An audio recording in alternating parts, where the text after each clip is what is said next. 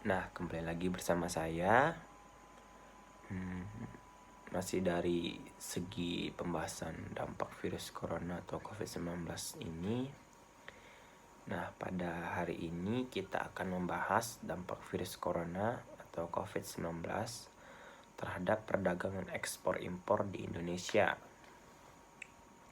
Virus corona 19 atau COVID-19 2 bulan terakhir ini menjadi topik permasalahan di seluruh dunia internasional, sehingga sangat berpengaruh terhadap perekonomian dan termasuk pun di Indonesia. Permasalahan tersebut terjadi pada sektor pariwisata yang mengalami penurunan sangat drastis akibat pelarangan penerbangan sementara oleh pemerintah Indonesia dari dan ke Tiongkok serta perdagangan ekspor dan impor Indonesia China, terutama pada komoditas buah-buahan dan hewan. Menurut Ketua Umum Asosiasi Eksportir Sayur dan Buah Indonesia atau AESBI, Hasan Joni Wijaya, sejak ada kabar tentang virus corona, para pembeli di China langsung menghentikan pembelian. Para eksportir buah yang paling menangis akibat pandemi ini adalah mereka yang melakukan penjualan atau pengiriman barang dengan skema CNF atau Cost and Freight atau CFR, atau pembayaran yang dilakukan setelah barang tiba di pelabuhan tujuan ekspor. Bahkan ada yang sudah mengirim barang di kapal, namun di tengah perjalanan terjadi pembatalan. Tak hanya impor, beberapa produk ekspor Indonesia ke China juga berpotensi melemah. Secara otomatis, negeri tirai bambu tersebut akan mengurangi jumlah permintaannya. Terlebih lagi, secara global, banyak pabrik di China yang mengurangi produksi karena penduduk tidak bisa bekerja akibat virus corona 19 ini. Pada kenyataannya, tidak semua produk impor mengalami penghentian. Impor elektronik sampai saat ini masih berjalan, kecuali hewan hidup dan buah-buahan.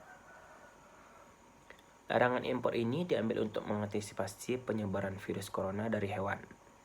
Pasalnya, penyebaran virus yang menewaskan ribuan orang di China itu diduga tak hanya melalui manusia, melainkan juga hewan. Nah, pemerintah harus benar-benar memperhatikan dampak dari virus corona ini, karena China merupakan mitra dagang Indonesia. Virus corona yang semakin menyebar memberikan dampak perlahan tapi pasti, terutama pada perekonomian Indonesia. Sadar bahwa pertumbuhan ekonomi dipengaruhi besar oleh sektor konsumsi, pemerintah akan terus melakukan percepatan belanja kementerian dan lembaga di kuartal 1 2020. Hal ini sejalan dengan pemerintahan Presiden Joko Widodo untuk membelanjakan anggaran dalam mengantisipasi virus corona yang mungkin akan menggerus konsumsi pada awal tahun ini. Menurut staf ahli Kementerian Koordinator Bidang Perekonomian Edi Priyopambudi, pertumbuhan ekonomi Indonesia sangat didukung oleh konsumsi, yakni sebanyak 56% porsinya. Dan sebenarnya konsumsi tidak hanya dipengaruhi oleh makanan dan minuman saja, tetapi juga pakaian, transportasi, komunikasi, dan juga lainnya.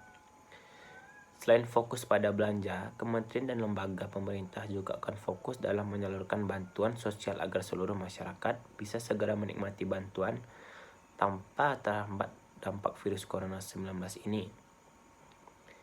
Pemerintah juga akan terus menghidupkan kembali destinasi wisata yang ada dengan membuat bundling paket-paket wisata yang memberikan harga khusus agar masyarakat mau melakukan perjalanan.